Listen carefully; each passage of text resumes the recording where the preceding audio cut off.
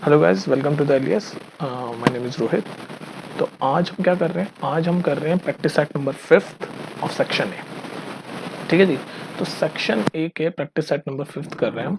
तो पहला क्वेश्चन, अच्छा हाँ, इससे पहले आप फॉर्मूलेज वगैरह रिवाइज कर लेना सारे। अगर कोई कॉन्सेप्ट क्लियर नहीं है तो प्लेलिस्ट में जाके पढ़ लेना। सारे चैप्टर करा रखे हैं, सब कुछ करा रखा है, मैथ्स और साइंस दोनों। ठीक है। और इंपॉर्टेंट टॉपिक्स और इंपॉर्टेंट क्वेश्चंस भी करा रखे हैं। यहाँ पर अभी हम क्या कर रहे हैं? सिर्फ सेक्शन ए की प्रैक्टिस कर रहे हैं for the exam point of view. तो एग्जाम्स में जाने से पहले आप देख लेना। ठीक है। अभी हम प्रैक्टिस सेट नंबर 5 कर रहे हैं। 4 ऑलरेडी डाल चुका हूँ, जाके देख लेना। ठीक है। जल्दी जल्दी करते हैं, वीडियो लंबी हो जाती है, बातें बातें का टाइम है नहीं, एग्जाम आ रहे हैं। तो फर्स्ट क्वेश्चन देखते हैं। If X is equal to A, Y is equal to A, then find the HCF of X and Y. मतलब बेसिकली ये एक्स की वैल्यू दे रखी है, वाई की वैल्यू दे रखी है, और एक्स और वाई का HCF पूछ रहा है ये। HCF। तो देखो, मैंने आपको इसकी ट्रिक समझाई थी, यहाँ पर दोबारा सुन लो। HCF निकालने की ट्रिक ये होती है, यहाँ पर प्राइम फैक्टराइज तो हो ही रखा है, तो जो कॉमन है पहले वो ले लो। तो 2 3, 2 कॉमन है। कॉमन मतलब जो दोनों में हो। 2 इसमें भी है, इसमें भी है। 3 इसमें भी है, इसमें भी है। 7 इसमें भी है, इसमें भी है। तो जो कॉमन है बस वही लिखेंगे हम पहले। तो कॉमन वाले लिख लिए 2 3 7। देख लो, ये 5th नहीं लिख 5 नहीं लिख रहे, क्योंकि 5 दोनों में कॉमन नहीं है, सिर्फ कॉमन वाले लिखते हैं HCF में, जब HCF निकालना होता है। लिख लिया कॉमन कॉमन वाले। अब इनमें से जो छोटी वाली पावर है वो लिखो। तो 2 की छोटी पावर क्या है? स्क्वायर या क्यूब? छोटी पावर 2 है, तो ये लिखो, स्क्वायर लिखो। 3 की छोटी पावर क्या है? 3 तो दोनों में 2 2 है, तो 2 ही लिख दो। 7 की छोटी पावर क्या है? 2 या ये 1, तो 1। तो बस ये निकल गया HCF। ये है HCF। इसको मल्टीप्लाई करके सॉल्व कर लो, क्या होगा ये? 4 इंटू 9 इंटू 7। 4 इंटू 9 इंटू 7 यानी कि कितना हो गया? 36 इंटू 7 कितना होगा आपका? 36 इंटू 7 252। तो ऑप्शन नंबर बी है इसका आंसर। तो HCF निकालने की ट्रिक समझ गए आप? अगर ये ट्रिक व्रिक बिल्कुल समझ नहीं आ रही या कॉन्सेप्ट समझ नहीं है तो प्लेलिस्ट में आके देख लेना, मैंने अच्छे से समझाया। यहाँ पर तो क्वेश्चन प्रैक्टिस हो रहा है ना, तो जल्दी जल्दी हम कर रहे हैं। चलो नेक्स्ट क्वेश्चन देखते हैं। ओके गाइस, क्वेश्चन नंबर 2 देखते हैं। If the lines represented by 3x plus 2py is equal to 2 and 2x plus 5y plus 1 is equal to 0 are parallel, then the value of p। तो बोल रखा है एक ये लाइन है, इसकी इक्वेशन दे रखी है, और एक ये लाइन है, ये दो लाइनें पैरेलल है, ये भी बता रखा है, और हमें ये p की वैल्यू फाइंड करनी है। जो p है ना, इसकी वैल्यू। तो कैसे करोगे बताओ? तो पैरेलल लाइन, पहले तो ये बताओ, जो लाइन की इक्वेशन है इसको जनरली हम ऐसे लिखते हैं a1x plus b1y plus c1 is equal to 0, और दूसरी वाली इक्वेशन को a2x plus b2y plus c2 equal to 0। ये दो इक्वेशन है लाइन की।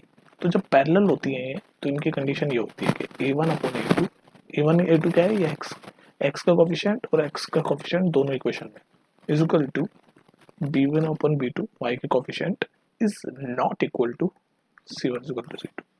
ये वाली कंडीशन अगर आ जाती है तो हम कहते हैं पैरेलल है। तो यहाँ पर तो ऑलरेडी कह दिया कि ये पैरेलल है, तो इसका मतलब ये वाली कंडीशन सेटिस्फाई कर रहे होंगे, और हमें p की वैल्यू फाइंड करनी है। तो करते हैं भाई ये वाली कंडीशन। पहले इसको हम, ये 2 इधर राइट हैंड साइड में है, हमारे यहाँ 0 होना चाहिए, तो इसको हम ठीक से लिख लेते हैं। तो हमारी दो इक्वेशन क्या बनेगी? ये वाली दोबारा लिख रहा हूँ, 3x प्लस 2py, ये 2 उधर भेज दूंगा, माइनस 2 इक्वल्स टू 0। ये पहली इक्वेशन बन गई। और दूसरी वाली 2x plus 5y plus 1 equals to 0, ये बन गई। अब देखो पैरेलल है, यानी ये वाली कंडीशन फॉलो करेंगे। तो कर लो भाई, a1 अपॉन a2 यानी कि 3 upon 2 is equal to b1 upon b2 यानी कि 2p। b1 क्या है? y का कोफिशिएंट, तो यहाँ y का कोफिशिएंट यहाँ पर क्या होगा? 2p, और यहाँ y का कोफिशिएंट क्या है? 5, तो 2p upon 5 is not equal to ये c1 अपॉन c2 यानी माइनस 2 अपॉन 1। ये कंडीशन ये सेटिस्फाई कर रहा है। अब इस ब्लू में जो मैंने लिखा है, इससे सॉल्व करके हम p नहीं निकाल सकते? निकाल सकते हैं। इन दोनों को सॉल्व कर दो बस। 3/2 अपॉन 2p अपॉन 5, तो 3/2 अपॉन 2p अपॉन 5 यहाँ करता हूँ मैं। 3/2 is equal to 2p upon 5 को सॉल्व कर दो, तो ये 5 उधर जाके क्रॉस मल्टीप्लाई होकर 15 हो जाएगा। ये 2 उधर जाके 4p हो जाएगा, तो यहाँ से p की वैल्यू क्या आ जाएगी? 15/4, और यही आपका आंसर। p की वैल्यू फाइंड करनी थी ना। तो यहाँ पर सीखने वाली बात क्या थी? सीखने वाली बात ये थी कि हमें ये कंडीशन पता होनी चाहिए पैरेलल लाइन की ये होती है। इसी कंडीशन से हमने p की वैल्यू ये कहा गई, ये p की वैल्यू सॉल्व कर दी। ठीक है, कोई दिक्कत नहीं है ना? चलो नेक्स्ट देखते हैं। ओके गाइस, क्वेश्चन नंबर 3 देखते हैं। The value of x and y x plus Y equal to 3 and 7x plus 6y equal to 2 are. तो हमें ये दो इक्वेशन दे रखी है, तो ये दे रखी है x plus Y equal to 3 और एक ये दे रखी है 7x plus 6y equal to 2 और हमें x और y की वैल्यू फाइंड करनी है। ये है क्वेश्चन, ठीक है। तो देखो यार करना क्या है, हमें इन दोनों इक्वेशन को सॉल्व करना है। अब सॉल्व करने के बहुत सारे तरीके होते हैं, सब्स्टिट्यूशन मेथड होता है, एलिमिनेशन मेथड होता है ना, तो किसी से भी सॉल्व कर लो, सबसे किसी से भी हो जाएगा।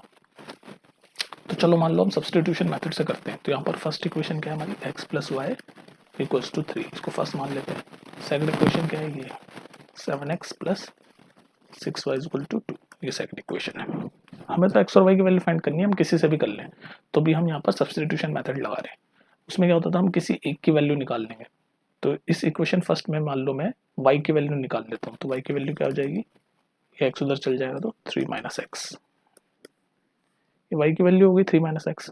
अब इस y की वैल्यू को मैं इक्वेशन 2 में पुट कर देता हूँ। ये जो y की वैल्यू मैंने फर्स्ट से निकाली है इसको 2 में पुट कर देता हूँ। चलो कर देते हैं। तो जब मैं 2 में पुट करूंगा तो यहाँ ऑरेंज से लिख रहा हूँ, तो क्या बनेगा 7x प्लस 6 और ये y की वैल्यू पुट कर रहा हूँ 3 माइनस एक्स इक्वल्स टू 2। अब इसको सॉल्व करो तो x की वैल्यू आ जाएगी। तो 7x प्लस ये ब्रैकेट खोला 6 3 18, 6 और माइनस एक्स को मल्टीप्लाई करेंगे तो माइनस 6x और ये राइट हैंड साइड में तो 2 है। 7x माइनस 6x कितना होता है x, और ये 18 उधर जाके माइनस हो जाएगा तो 2 माइनस 18 माइनस 16। तो x की वैल्यू तो आ गई माइनस 16। हमें तो x और y दोनों की फाइंड करनी है।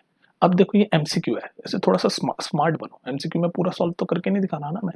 अब x की वैल्यू माइनस 16 ना तो इस ऑप्शन में है, इसमें 16 है, ना इस ऑप्शन में, ना इस ऑप्शन में, सिर्फ इसी ऑप्शन में, यानी ये करेक्ट है। अब चाहे y की निकालो चाहे मत निकालो। भाई हमें MCQ में पूरा सॉल्व करना होता तो हम पूरा सॉल्व करके दिखाते, हमें सिर्फ करेक्ट आंसर टिक करना है।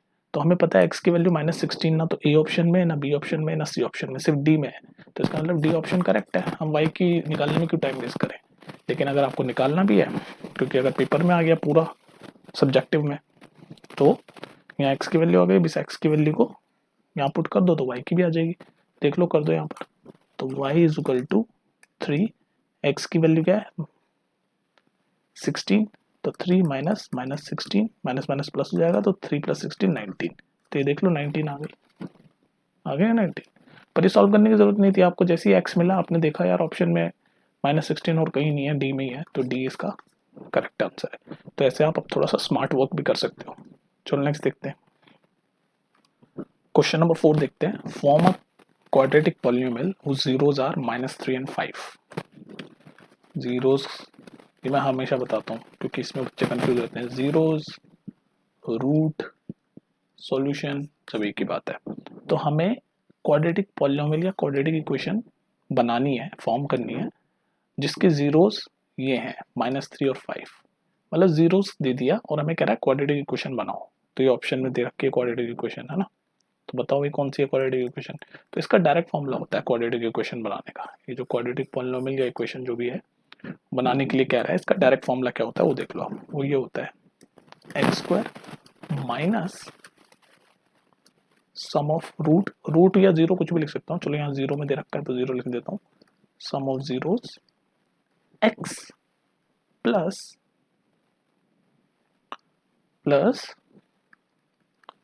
प्रोडक्ट ऑफ जीरोस, ये है फॉर्मूला इक्वल्स टू 0। ये है भैया, ये आपका फॉर्मूला है इक्वेशन बनाने का क्वाड्रेटिक पॉलिनोमियल। तो बना दो बस, अब तो डायरेक्ट वैल्यू पुट करनी है। तो x square as it is minus sum of zeros, तो जीरोस ये हैं, इन दोनों का सम क्या होगा 5 माइनस 3 कितना होता है 2, तो 2, फिर ये एक्स उतारा 2x, फिर बीच में प्लस का sign plus product of zero, इन दोनों का प्रोडक्ट क्या होगा 5 इंटू माइनस 3 कितना होता है -15 इक्वल्स टू 0। ये प्लस माइनस माइनस हो जाएगा तो यहाँ पर लिखेंगे x square minus 2x plus minus minus हो गया -15 इक्वल टू 0। तो यही है आपकी equation x square minus 2x -15, जो कि है ऑप्शन नंबर फर्स्ट। ठीक है, ये फॉर्मूला याद कर लो। जब आपको ऐसे जीरोस दे रखे हो और आपसे कह रहा होगा क्वाड्रेटिक इक्वेशन बनाओ, तो ये है, पहले एक बार सम कर दो, एक बार प्रोडक्ट कर दो, और ये माइनस प्लस का साइन का ध्यान जरूर रखना। ठीक है, डायरेक्ट फॉर्मूले पे भेजता। नेक्स्ट देख लेते हैं, क्वेश्चन नंबर 5 देखते हैं। The distance between the point 0,5 and -50। ये भी डायरेक्ट क्वेश्चन आ गया। डिस्टेंस पूछ रहा है दो पॉइंट के बीच में, तो डिस्टेंस फॉर्मूला ही लगेगा। क्या होता है डिस्टेंस फॉर्मूला? इतने सारे प्रैक्टिस सेट करवा रहा हूँ, अगर सिर्फ वीडियो भी देखोगे ना तो भी सारी चीज़ याद हो जाएगी। डिस्टेंस फॉर्मूला होता है x2 माइनस x1 का whole square plus y2 minus y1 का होल स्क्वायर पूरे का ये अंडर रूट। ये है डिस्टेंस फॉर्मूला। बस सीधे वैल्यू पुट करो, ये है x1, ये है y1, ये है x2, ये है y2। डिस्टेंस निकल जाएगा। डालो वैल्यू पुट कर रहा हूँ अब तो सिर्फ x2 क्या है -5 माइनस x1 क्या है 0, उसका होल स्क्वायर 0 का होल स्क्वायर प्लस y2 क्या है 0 माइनस y1 क्या है 5, इसका होल स्क्वायर। सॉल्व कर दो इसको। माइनस का -5 -0 -5 ही रहेगा, और -5 का स्क्वायर यानी कि 25। यहाँ पर भी -5 का स्क्वायर यानी कि 25। तो 25 प्लस 25 कितना होता है √50 है इसका आंसर। तो यहाँ ऑप्शन हमारा स्क्वायर रूट सॉल्व करके दे रखा है, तो आपका आंसर कैसा हो जाएगा इसका 5√2 हो जाएगा। इसको सॉल्व करना आता है आपको स्क्वायर रूट को? ये देखो, ये 5 इंटू 5 25 इंटू 2 ऐसे लिख सकते हैं इसको हम। √50 को सॉल्व करना सिखा रहा हूँ आपको, ये छोटी क्लास की चीज। √50 को कैसे सॉल्व करते हैं, तो इसको ऐसे लिख सकता हूँ मैं 5 इंटू 5 इंटू 2 इस 50 को। ठीक है, तो ये स्क्वायर है तो ये बाहर आ जाएगा, तो 5 और ये अकेला 2 अंदर, तो रूट के अंदर ही रह जाएगा, तो 5√2, जो कि है ऑप्शन नंबर ए। ठीक है, ये स्क्वायर रूट वगैरह सॉल्व करने आते नहीं आते तुम्हें? ये तुम्हें छोटी क्लास पढ़ाऊँ, आते हैं ना? नेक्स्ट क्वेश्चन देखें। तो नेक्स्ट देखते हैं क्वेश्चन नंबर 6। क्वेश्चन नंबर 6 देखते हैं। For what value of a does the quadratic equation x square minus ax plus 1 equals to 0 not have real roots? तो देखो यार, ये क्वेश्चन है ना बहुत ही कॉन्सेप्चुअल है आपका। इजी है, बहुत इजी है। कॉन्सेप्ट अगर पता नहीं हो तो गलत कर दो। देखो ये कह रहा है, ये क्वाड्रेटिक इक्वेशन है आपके x square minus ax plus 1। तो कह रहा है इसमें a की क्या वैल्यू डालनी है, ये ना ax, इसमें a की क्या वैल्यू हो कि जब इसकी जो रूट आए वो रियल नहीं आए, नॉट रियल, रियल रूट ना आए। तो हम जब नेचर ऑफ रूट चेक करते हैं तो हमारा उसका भी फॉर्मूला होता है ना कि डी क्या होता है discriminant, D square minus 4ac। इस रूट का नेचर, इसका नेचर ये है कि रियल रूट नहीं है, तो नेचर चेक करने के लिए हमें डी की वैल्यू बतानी चाहिए। तो अगर डी की वैल्यू 0 से कम आ जाती है तो हम क्या कहते हैं नॉट रियल रूट। ये होता था कॉन्सेप्ट समझा रहा हूँ आपको, नॉट रियल रूट। और अगर डी की वैल्यू 0 आ जाती थी तो हम क्या कहते थे इक्वल रूट, दोनों रूट इक्वल आएंगे। और अगर डी की वैल्यू ग्रेटर देन 0 आती थी तो हम कहते थे डिस्टिंक्ट रूट, मतलब दोनों अलग अलग रूट निकलेंगे। ये हमारी कंडीशन होती थी, ये कॉन्सेप्ट है। तो यहाँ पर कह रहा है कि ए की कौन सी वैल्यू डालनी है, ए की कौन सी वैल्यू हो इस इक्वेशन में कि आपका नॉट रियल रूट है। तो नॉट रियल रूट की कंडीशन क्या है, ये डी लेस देन 0। तो हम यहाँ पर डी का फॉर्मूला लगाते हैं लेस देन 0 में, क्योंकि हमें लेस देन 0 चाहिए, नॉट रियल रूट चाहिए। ठीक है, तो डी की वैल्यू हम लगाएंगे, क्या होता है फॉर्मूला डी का, ये डी स्क्वायर माइनस 4ac। तो डी क्या होता है एक्स का कोएफिशिएंट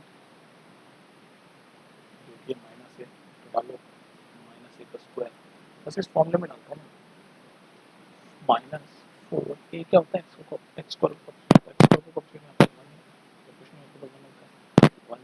सी क्या होता है कांस्टेंट, चेक कर लो क्या वैल्यू होगी, -a का होल स्क्वायर, ए स्क्वायर हो जाएगा, और ये माइनस, तो ए स्क्वायर माइनस डी की वैल्यू जो कि 0 से कम होनी चाहिए, ये कंडीशन लेस देन 0। ठीक है, तो नो नॉट रियल रूट, और नॉट रियल रूट की कंडीशन ये होती है कि डी हमने इसको लेस देन 0 कर दी, यानी हमें एक वैल्यू फाइंड करनी है नेक्स्ट क्वेश्चन। तो बस अब इसको चेक कर लो, ए स्क्वायर 4 उधर चल जाएगा, साइन चेंज हो जाएगा, प्लस 4 हो जाएगा, तो ए की वैल्यू स्क्वायर हटाएंगे दोनों तरफ से, तो क्या हो जाएगा बताओ। ए की वैल्यू ये सॉल्व करना था, तो ए की वैल्यू -2 और 2 के बीच में आएगी। ए की वैल्यू -2 और 2 के बीच में आएगी, क्योंकि ए स्क्वायर इक्वल टू 4 है और ए की दो वैल्यू आएगी -2 और 2। यानी ए अगर यहाँ होगा तो -2 से और 2 के बीच में होगी, और ये वही पूछ रहा था जो कि ऑप्शन नंबर सी -2 और 2। ठीक है, बाय द वे ये अगर कॉन्सेप्ट आपको समझ नहीं आया ना, ये इनइक्वालिटी वाला, ये इनइक्वालिटी वाला कॉन्सेप्ट है, आप ये सीबीएसई में नहीं पढ़ा है, आईसीएसई वाले बच्चों को है, ये मैंने पढ़ा भी रखा है प्लेलिस्ट में, जाके देखने की जरूरत नहीं है, लेकिन आप इतना तो जानते हो यार इनइक्वालिटी, ये -2 हो जाएगा क्योंकि a=<4 है, तो 2 रूट निकलेंगे -2 और 2, तो बस डायरेक्ट भी मार्क कर सकते हो अगर इनइक्वालिटी नहीं समझ आ रहा तो, कि -2 2 तो -2 ऑप्शन नंबर सी। ठीक है, नेक्स्ट देखते हैं। वैसे इनइक्वालिटी जो है वो सीबीएसई में नहीं है, आईसीएसई वालों को पढ़ा रहे हैं। नेक्स्ट देखते हैं, चलो। ओके गाइस, क्वेश्चन नंबर 7 देखते हैं। The perimeter of the triangle AOB with vertices A के कोऑर्डिनेट है 40, ओ का कोऑर्डिनेट है 00 और बी का कोऑर्डिनेट है 03। ओ का कोऑर्डिनेट है 00 और बी का कोऑर्डिनेट है 03। ठीक है, तो हमें पेरीमीटर फाइंड करना है। पेरीमीटर क्या होता है? पेरीमीटर जब हम लोग कोई ट्रायंगल है, पेरीमीटर होता है टोटल लेंथ, ये वाली लेंथ भी, ये वाली लेंथ भी, ये मतलब तीनों का सम जो होता है उसको पेरीमीटर कहते हैं ट्रायंगल के केस। तो हमें ये कोऑर्डिनेट दे रखे हैं, तीनों लेंथ का हम सम निकाल सकते हैं। जैसे मान लो एक ट्रायंगल ऐसे बनता है, सपोज करो ए ओ बी, ये ट्रायंगल है आपका। ए के कोऑर्डिनेट क्या दे रखे हैं 4 0, ओ के कोऑर्डिनेट क्या दे रखे हैं 0 0, बी के कोऑर्डिनेट क्या दे रखे हैं 0। मैंने क्या बताया पेरीमीटर कैसे निकालते हैं, तीनों लेंथ का सम, तीनों लेंथ का सम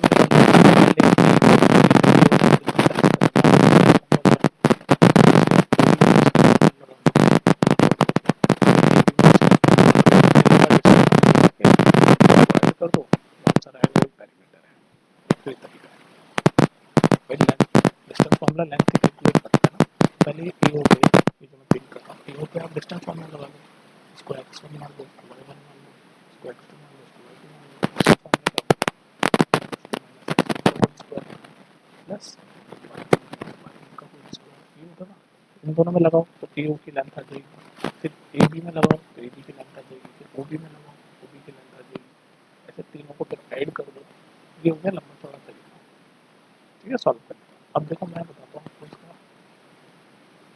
आसान तरीका सॉल्व करने का। ये ट्रेडिशनल तरीका है डिस्टेंस फार्मूला वाला।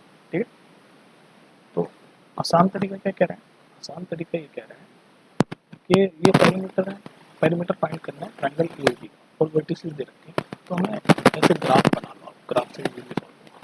ग्राफ ओ ओरिजिन है, ये 0 0 ओरिजिन है, तो ये वाला पॉइंट हम ओ मान लेते हैं, 0 0 इसके कोऑर्डिनेट है।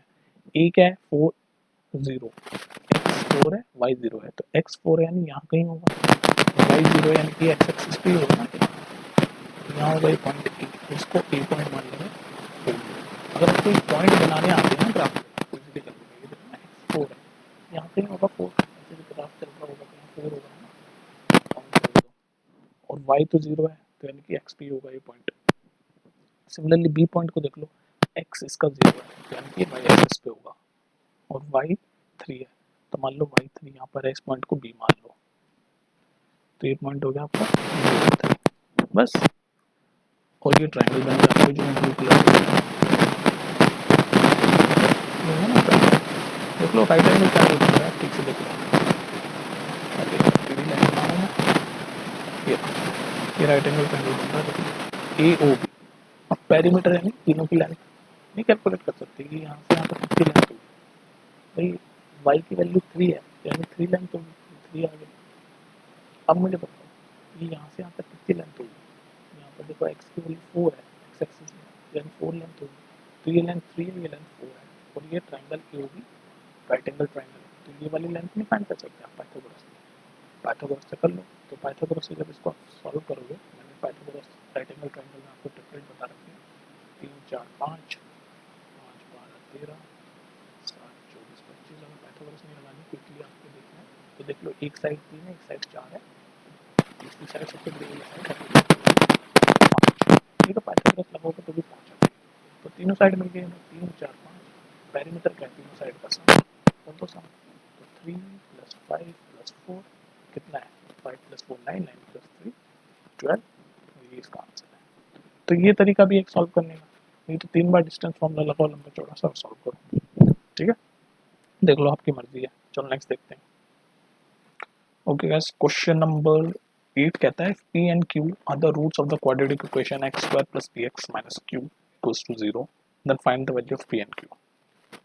सुनने में बड़ा अजीब सा लगता है क्वेश्चन कि हमें बोल रखा है कि P और Q इस इक्वेशन के रूट है।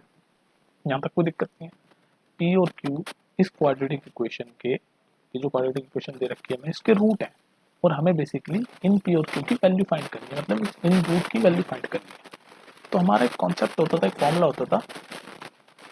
वो कॉन्सेप्ट हमारा ये होता था कि जो सम ऑफ रूट है, मतलब रूट्स का जो सम है वो बराबर होता था माइनस बी बाई ए के, और प्रोडक्ट ऑफ रूट्स है, मतलब दोनों रूटों को अगर मैं मल्टीप्लाई करूं तो वो बराबर होता था सी बाई ए के। ये ए बी सी क्या है, ये समझ आ रहा है आपको?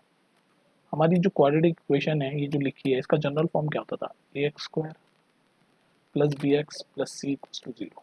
तो ये जो जनरल फॉर्म है, इसमें ए क्या है, एक्स स्क्वायर का कोफिशिएंट, बी क्या है, एक्स का कोफिशिएंट, सी क्या है, कांस्टेंट। तो वही ए बी सी है। तो बस अब देख लो यहाँ से ए बी सी। ए क्या है यहाँ पर, एक्स स्क्वायर का कोफिशिएंट 1 है तो ए की वैल्यू 1 आ गई। बी क्या है, एक्स का कोफिशिएंट, एक्स का कोफिशिएंट यहाँ पर क्या है, पी, तो बी की वैल्यू पी आ गई। सी क्या है, कांस्टेंट, तो सी की वैल्यू माइनस क्यू आ गई। ध्यान रखना माइनस साइन है, यहाँ पर प्लस है। ठीक, तो ए बी सी की वैल्यू मिल गई। अब ये जो हमारा कॉन्सेप्ट है सम ऑफ रूट और प्रोडक्ट ऑफ रूट, इसमें पुट करके हम पी और क्यू की वैल्यू फाइंड कर सकते हैं। तो करते हैं चलो। तो सम ऑफ रूट यानी कि पी और क्यू का सम, तो पी प्लस क्यू की वैल्यू है minus B by a. B क्या है, पी, ए क्या है, 1। ठीक है, यहाँ तक कोई दिक्कत नहीं। ठीक, minus B by a minus, तो बी की जगह ये माइनस है ना, तो ये माइनस साइन भी लगाओ। माइनस बी बाई, देखो ऐसे गलती हो जाती है, माइनस भूल गया था ना मैं, माइनस बी बाई। ठीक है, ये हो गया। अब इसको मैं अगर सॉल्व करूँ यहाँ से, तो ये पी इधर जाके प्लस हो जाएगा, तो ये पी इधर जाके प्लस हो जाएगा, तो ये हो जाएगा 2p, और इधर ये क्यू को उधर भेज देंगे राइट हैंड साइड में, 2p is equal to minus q. तो अभी तक हमने यहाँ सॉल्व किया, सम ऑफ रूट लिखा अभी हमने। हमें पी और क्यू की वैल्यू भी मिलेगी, देखते जाओ। ठीक है, अब प्रोडक्ट ऑफ रूट यानी कि पी और क्यू का मल्टीप्लीकेशन, तो इसको मैं अभी क्वेश्चन फर्स्ट मान लेता हूँ।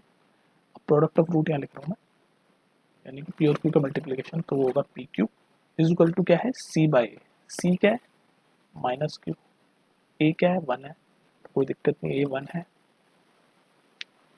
तो नीचे ए की जगह 1 लिखने की जरूरत नहीं है।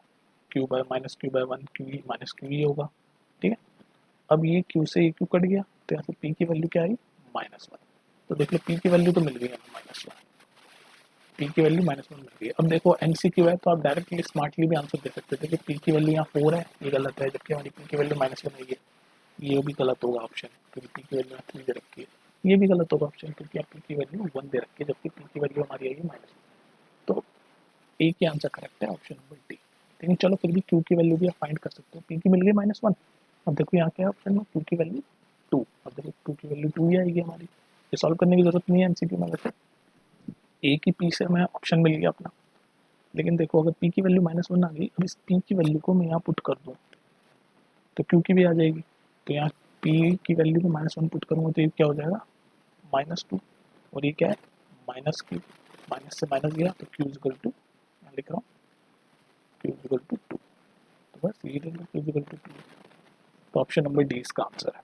इसमें कौन सा वाला कॉन्सेप्ट लगा हमारा, ये वाला, sum of root is equal to minus B by, product of root is equal to C by. याद रखो ये सब इंपॉर्टेंट कॉन्सेप्ट है। नेक्स्ट देखते हैं। ओके गाइस, क्वेश्चन नंबर 9 देखते हैं। The figure angle is equal to angle b and AD is equal to BE, then DE is parallel to, ये दे रखा है। देखो यार ये क्वेश्चन पता है गलत क्यों कर देते हैं बच्चे, विजुलाइज नहीं कर पाते हैं। मेरे को बताओ थेल्स थ्योरम आपको पढ़ा चुका हूँ, अलग से वीडियो बनाई है आपके लिए। थेल्स थ्योरम, थेल्स थ्योरम ये कहती है कि ये मान लो एक ट्रायंगल है और ये बीच में BC के पैरेलल एक लाइन है DE। पहले एक सेकंड क्वेश्चन पे आते हैं ना, थेल्स थ्योरम रिवाइज कर लो। ये ट्रायंगल है BC, ठीक है, BC के पैरेलल ये लाइन है DE। अगर BC के पैरेलल ये लाइन DE है, मतलब BC पैरेलल टू DE, अगर ये पैरेलल है तो हम ये कह सकते हैं AD अपॉन DB, और इसका जो ये रेशियो है AD और DB, ये बराबर होगा ए ई अपॉन, ये है थेल्स थ्योरम। और कन्वर्स ऑफ थेल्स थ्योरम बताया जाता है, कन्वर्स मतलब उल्टा, इस थेल्स थ्योरम का कन्वर्स ऑफ थेल्स थ्योरम क्या कहते हैं, सुन लो ठीक है।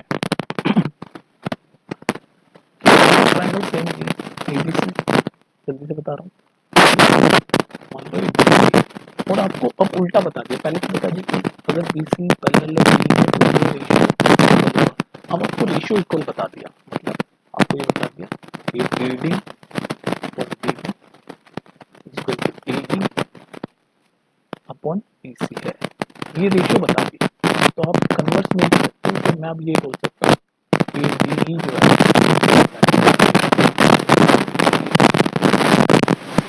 समझ रहे हो, मतलब थेल्स में ये बता रखा होता है और हम ये कर सकते हैं, थेल्स में ये बता रखा होता है और हम ये कह सकते हैं। बात समझ में आई, थेल्स थ्योरम क्या होता है, कन्वर्स ऑफ थेल्स थ्योरम क्या होता है। हम आते हैं अपने क्वेश्चन पे, हमारे क्वेश्चन में ये वाला कन्वर्स करेगा, समझ गए। चलो अब आते हैं क्वेश्चन पे। तो क्वेश्चन हमारे कह रहा है एंगल इक्वल टू, ये एंगल और ये एंगल बराबर है, ठीक है। तो जब दो एंगल बराबर होते हैं तो उसके उसके अपोजिट जो साइड होती है वो बराबर है, मतलब ये वाली लाइन ये वाली लाइन ये बराबर है, तो लिख सकते हैं angle a equal to angle, ठीक है। और एक और चीज देखेंगे, AD इक्वल टू बी, मतलब AD इज इक्वल टू ये बराबर AD इक्वल, अब मुझे बात बताओ, एक सिंपल सी बात बताओ, ये पूरी AC और ये पूरी BC आपस में बराबर है, और इसका छोटा सा हिस्सा AD और इसका छोटा सा हिस्सा BE बराबर है, तो उसका मतलब जो दूसरा छोटा वाला हिस्सा है, यानी ये C और CD ये भी तो बराबर ही होंगे, तो CD is also equal to C, ये भी इक्वल होंगे भाई, पूरी लाइन दोनों इक्वल है, उनके छोटे छोटे हिस्से भी इक्वल है, तो ये बचे हुए छोटे हिस्से भी तो इक्वल होंगे, CD और CD, वही लिखा है बस यहाँ पर मैंने। अब देखो आपकी उस कन्वर्स ऑफ थेल्स थ्योरम वाली चीज आ गई, AD अपॉन CD,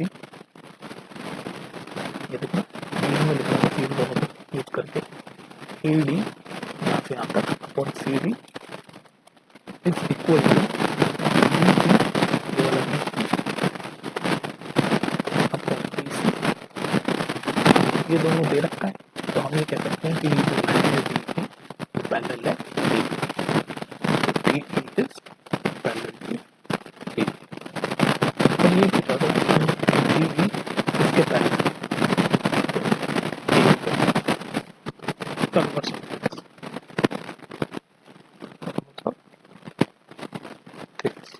अच्छा क्वेश्चन था, इजी था, समझने की कोशिश करो, अगर समझ नहीं आया ना तो पीछे बैक जाके मैंने समझाया उसको आराम से 2-3 बार सुन लो, तब भी समझ में आए तो प्लेलिस्ट में जाके थेल्स थ्योरम की वीडियो देख लो, तो मैंने क्वेश्चन भी करवा रखे प्रैक्टिस, ठीक है। तो नेक्स्ट क्वेश्चन नंबर 10 कहता है द डिस्टेंस बिटवीन टू, क्या the distance between two parallel tangents to circle of radius 5 centimetre is. तो ये आपका एक सर्कल बना लो जी, ठीक है, सेंटर ले लो और दो पैरेलल टेंजेंट है, तो एक टेंजेंट यहाँ बना देता हूँ मैं ऐसे, पी पॉइंट ऑफ कॉन्टैक्ट, और दूसरी बना देता हूँ पैरेलल है, और सर्कल का रेडियस भी देखता 5 सेंटीमीटर, तो मतलब ये सेंटर है और यहाँ तक ये 5 होगा, सिमिलरली ये सेंटर है तो यहाँ तक भी ये 5 होगा, तो इन दोनों का तो डिस्टेंस पूछ रहा है, तो ये 5 + 5 10, नंबर सी सीधे, मैं क्या सोचने वाली बात, दोनों पैरेलल है, यहाँ से सेंटर का 5, ये भी 5, रेडियस दे रखा है ना, तो दोनों टेंजेंट के बीच का डिस्टेंस कितना हो गया, पूरा 10 सेंटीमीटर, यानी कि डायमीटर भी बोल सकते हो। चलो नेक्स्ट देखते हैं। ओके गाइस, क्वेश्चन नंबर 11 देखते हैं, द पॉइंट 5 - 3 लाइज इन, तो ये कह रहा है जो पॉइंट है 5 - 3 ये किस क्वाड्रेंट में लाई करता है, तो हमारा ऐसे होता है एक्सिस, ये है वाई एक्सिस, ये है एक्स एक्सिस, ये एक्स ये वाई, ठीक है। तो ये वाला साइड पॉजिटिव होता है हमारा और ये वाला साइड भी पॉजिटिव होता है। ये जो मैं ब्लू कर रहा हूँ ये दोनों लाइनें पॉजिटिव है और ये पिंक जो कर रहा हूँ ये दोनों नेगेटिव होती है। जब हम नंबर लाइन की तरह से यहाँ पर मार्किंग करते हैं तो ये y के ये जो ऊपर वाले हैं सब पॉजिटिव, नीचे वाले नेगेटिव। सिमिलरली x के लेफ्ट वाले नेगेटिव, राइट वाले पॉजिटिव, यही होता है। तो देखते हैं पॉइंट कहाँ है, 5 और -3, यानी x की वैल्यू 5 है और y की वैल्यू -3 है। तो x 5 यहाँ कहीं होगा और y -3 है, यानी यहाँ कहीं होगा। तो यानी ये पॉइंट यहाँ कहीं होगा, ठीक है। ये जो पॉइंट है यहाँ कहीं होगा। तो ये कौन सा क्वाड्रेंट है बताओ? ये क्वाड्रेंट फर्स्ट होता है, ये सेकंड होता है, ये थर्ड होता है, ये फोर्थ होता है। तो ये कहाँ पर है? फोर्थ क्वाड्रेंट है। ऑप्शन नंबर डी है इसका आंसर। समझ आ गई बात? कहने का मतलब वाई, ये जो लाइन हमारी वाई वाली, ये ऊपर वाली पॉजिटिव होती है, नीचे वाली नेगेटिव, और एक्स में राइट वाली पॉजिटिव होती है, लेफ्ट वाली नेगेटिव होती है, और ये क्वाड्रेंट होते हैं ऐसे, थर्ड फोर्थ। तो हमारा पॉइंट ये यहाँ पड़ रहा है जो कि है फोर्थ क्वाड्रेंट, ठीक है। चलो नेक्स्ट देखते हैं। ओके गाइस, क्वेश्चन नंबर 12 देखते हैं। In the figure APB is equal to 90 degree, the length of OP is. देखो ये क्वेश्चन है ना, कंफ्यूजिंग सा हो सकता है, तो थोड़ा सा मैं आपको अंदाजा मारना भी सिखाता हूँ, क्योंकि देखो अभी तो आप 10th में हो, कोई दिक्कत नहीं है, MCQ के सिर्फ 18-20 क्वेश्चन ही आते हैं। लेकिन जब आप आगे जाओगे ना लाइफ में, तो जब आप 12th के बाद या कभी भी कोई बड़ा एग्जाम दोगे, गवर्नमेंट एग्जाम दोगे, तो उसमें जो सारे क्वेश्चन ज़्यादातर MCQ होते हैं, तो उसमें अंदाजा मारना भी आना चाहिए आपको। तो मैं देखो अंदाजा मारना सिखाता हूँ। यहाँ पर ये कह रखा है कि APB is equal to 90 degree. APB यानी ये पूरा एंगल 90 डिग्री है, ठीक है, कोई दिक्कत नहीं है। और ये OA रेडियस है और ये टेंजेंट है A पॉइंट पे। तो हमें पता है कि रेडियस से जो लाइन पॉइंट ऑफ टेंजेंट पे जुड़ती है वो परपेंडिकुलर होती है, यानी ये वाला एंगल 90 डिग्री है। और ये OP जो है ये बाइसेक्टर है, तो ये पूरा यहाँ से यहाँ तक 90 है ना, ये पूरा 90 है। लेकिन सिर्फ अगर मैं ये वाला एंगल लूँ तो ये 45 हो जाएगा, क्योंकि ये OP बाइसेक्टर का काम करेगा, ठीक है।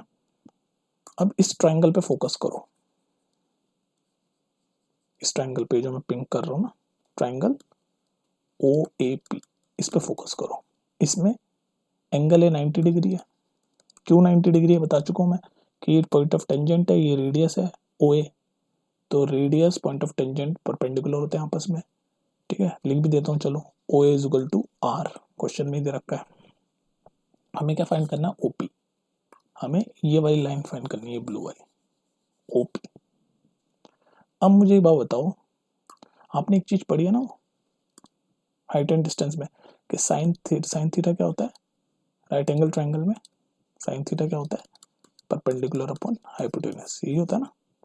तो ये राइट एंगल ट्रायंगल ही तो है OAP, क्योंकि एक एंगल है इसमें 90 डिग्री है, तो ये राइट एंगल ट्रायंगल है। तो इसमें ये वाला लगाओ, परपेंडिकुलर अपॉन हाइपोटेन्यूज। कैसे लगाओगे? परपेंडिकुलर क्या है इसका? ये 90 डिग्री है, तो परपेंडिकुलर ये OA होगा, तो मैंने लगा दिया OA। और हाइपोटेन्यूज क्या है? ये OP। परपेंडिकुलर के सामने वाली साइड हाइपोटेन्यूज होती है, ये परपेंडिकुलर है उसके सामने वाली साइड, ये ब्लू वाली हाइपोटेन्यूज है। तो OA upon OP is equal to sine theta है। थीटा की वैल्यू क्या है? ये 45। बस हो गया क्वेश्चन सॉल्व। अब सिर्फ वैल्यू पुट कर दो। OA R है तो R लिख दिया, इसमें बस मैं वैल्यू पुट कर रहा हूँ। OP हमें निकालना है तो एज इट इज OP लिख दिया।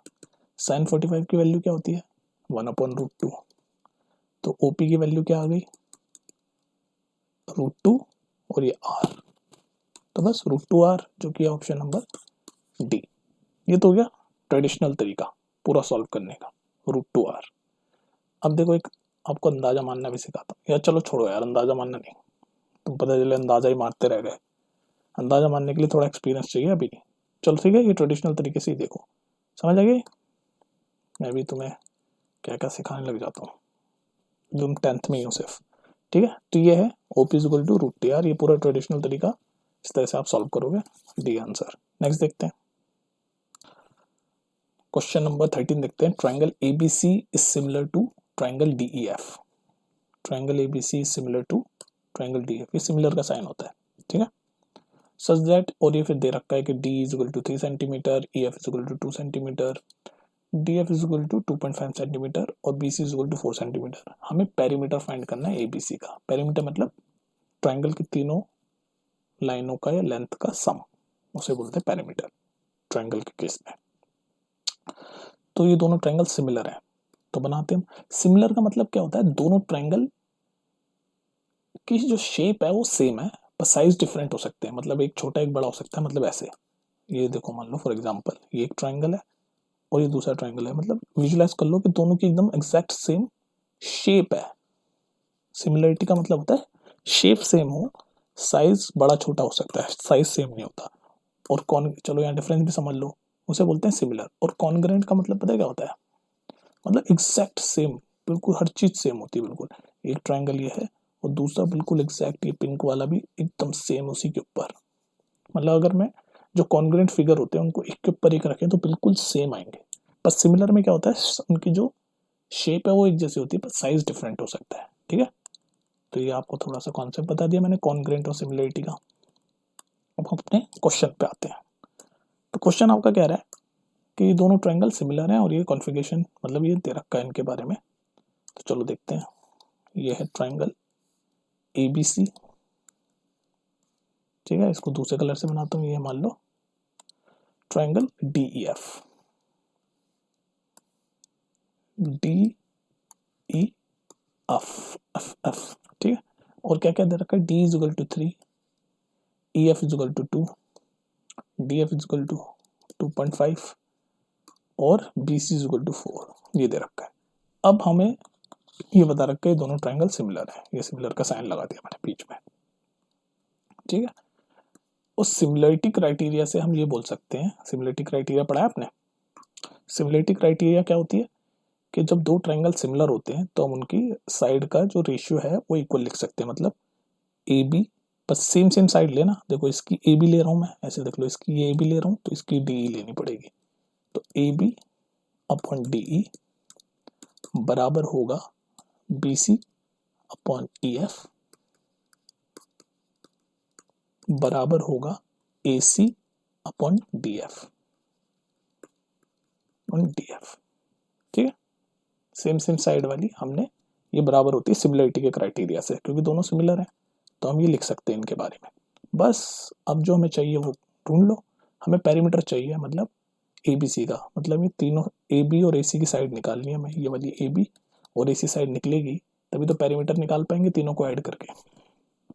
तो चलो देखते हैं।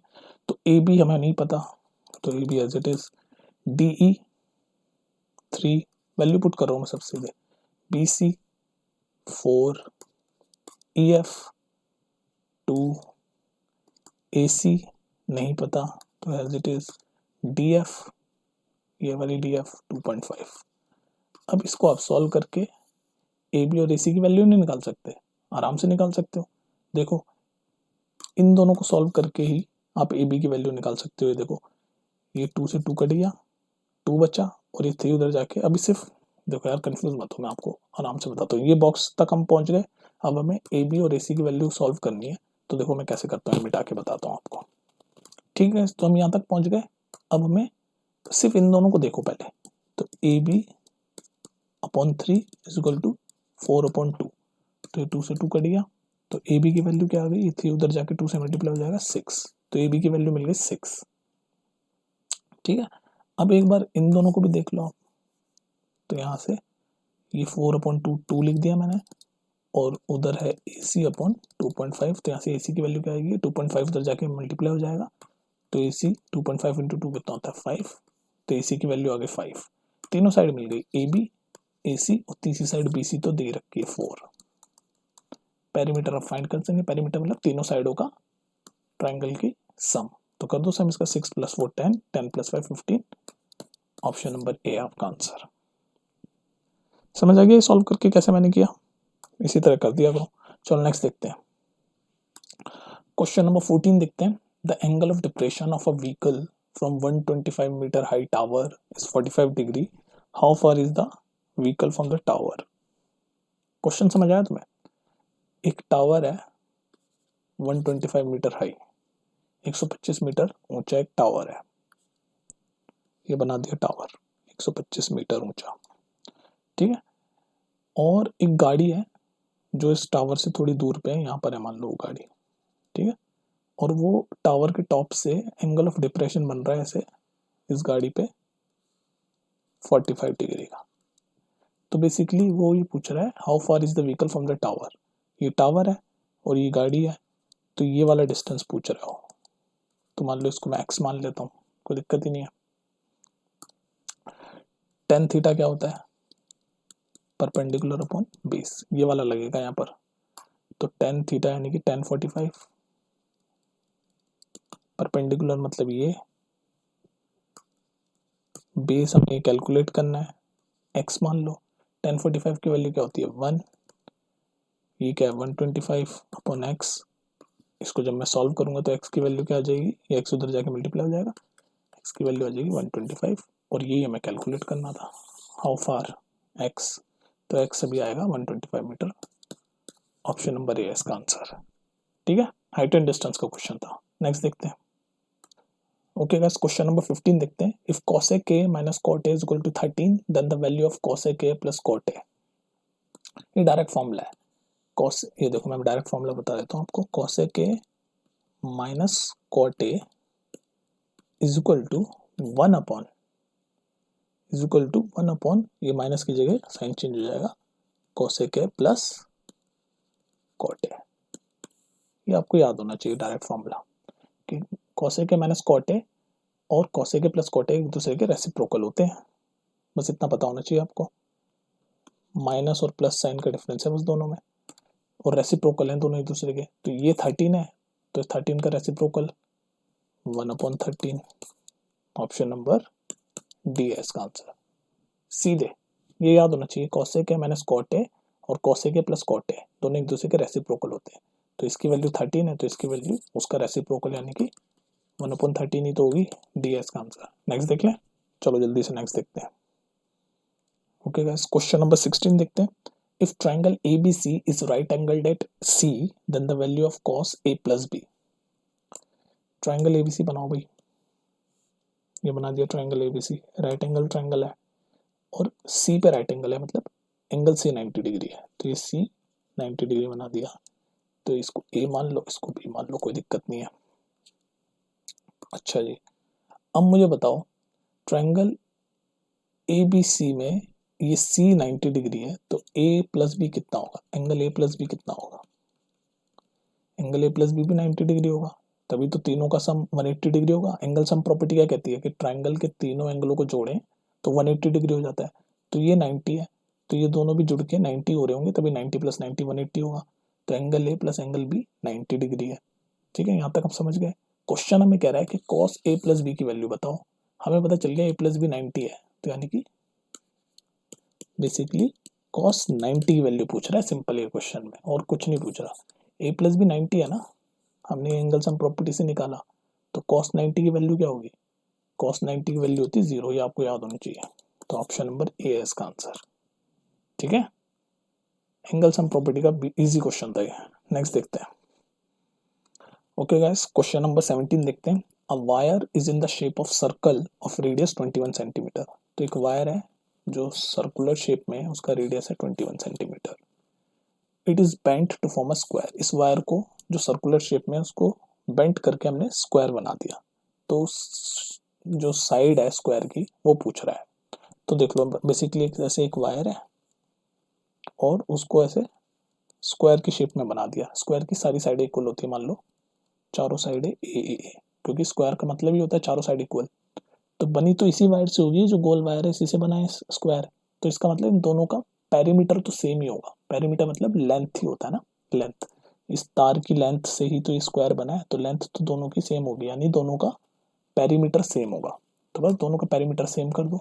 सर्कल का पेरीमीटर क्या होता है 2πr, बराबर इसका पेरीमीटर क्या होगा स्क्वायर का, चारों साइडों का सम, यानी कि a plus A plus A plus A यानी कि 4a। बस दोनों को इक्वल कर दो, आंसर आ जाएगा आपका। हमें क्या फाइंड करना है, a length of a side, यानी a की वैल्यू फाइंड करनी है हमें। तो इन दोनों को पेरीमीटर दोनों का इक्वल होगा क्योंकि दोनों एक ही तार से बने हुए हैं। तो बस सॉल्व कर दो, तो 2 सब सॉल्व कर रहा हूँ, 2 पाई की वैल्यू 22/7, आर की वैल्यू क्वेश्चन में दे रखी है 21 इज इक्वल टू 4 और साइड की वैल्यू हमें फाइंड करनी है तो ए एज इट इज सॉल्व कर दो बस। 7 3 जा 21 और ये 2 2 जा और ये 2 11 जा, तो ए की वैल्यू आ गई 33, यानी साइड की वैल्यू आ गई 33 जो कि है ऑप्शन नंबर सी। इसमें हमें समझने वाली बात क्या थी कि भाई ये जो सर्कल की जो सर्कुलर शेप में जो तार है उसी से ये स्क्वायर बना है, तो इसका मतलब इन दोनों की पेरीमीटर सेम होगा, बस इतना पता चल जाएगा तो आप ये पेरीमीटर का फॉर्मूला दोनों का सेम करके ए की वैल्यू निकाल लोगे। ठीक है, चलो लास्ट क्वेश्चन देखते हैं इस वीडियो का। Okay guys, last question. If the areas of three adjacent faces of cuboid are x, y and z respectively, then the volume of cuboid. तो पहले तो मुझे बताओ वॉल्यूम ऑफ क्यूबॉइड का क्या फॉर्मूला होता है, पता है तुम लोगों को? क्या होता है? Length into breadth into height, ये होता है वॉल्यूम ऑफ क्यूबॉइड का फॉर्मूला। ये फाइंड करना है हमें, और हमें दे क्या रखा है, एरिया दे रखा है। तीन जो फेस हैं क्यूबॉइड के वो दे रखा है और उनका नाम दे रखा है एक्स, वाई और जेड। ठीक है, तो एक्स मतलब पहली फेस का एरिया, तो वो क्या होगा, लेंथ और ब्रेड्थ होती है। दूसरा वाई मान रखा है तो यानी कि ब्रेड्थ और हाइट होती है। तीसरा जेड मान रखा है यानी कि हाइट और लेंथ होती है। ये है तीनों साइड, और हमें चाहिए क्या, वॉल्यूम होना चाहिए एल बी एच। तो अगर मैं इन तीनों को मल्टीप्लाई करूँ एक्स वाई जेड को तो क्या आएगा, ये देखो एल का स्क्वायर है, बी का भी स्क्वायर है और एच का भी स्क्वायर है। लेकिन हमारा फॉर्मूला क्यूबॉइड का क्या बनता है, एल बी एच, तो इसका मतलब हमें इसका स्क्वायर रूट लेना पड़ेगा। स्क्वायर रूट लोगे तो ये स्क्वायर स्क्वायर हट जाएगा और एल बी एच आ जाएगा। तो इसका आंसर है option number b, x y z. ठीक है, ये देख लेना क्यूबॉइड के फेसेस जो होते हैं उनका एरिया यही होता है, l b p h h l. ठीक है, एरिया की बात हो रही है। तो यहाँ तक थे आपके क्वेश्चन। ये हो गया प्रैक्टिस सेट नंबर 5 भी कंप्लीट। नेक्स्ट वीडियो देखेंगे प्रैक्टिस सेट नंबर 6। ठीक है, चलो वीडियो बहुत ज़्यादा लंबी हो रही है, मिलते हैं फिर नेक्स्ट वीडियो में प्रैक्टिस सेट नंबर 6। और हाँ, सारे देखते जाओ, प्रैक्टिस सेट पेपर से पहले देख के ज़रूर जाना, बहुत हेल्प मिलेगी। मिलते हैं नेक्स्ट वीडियो में।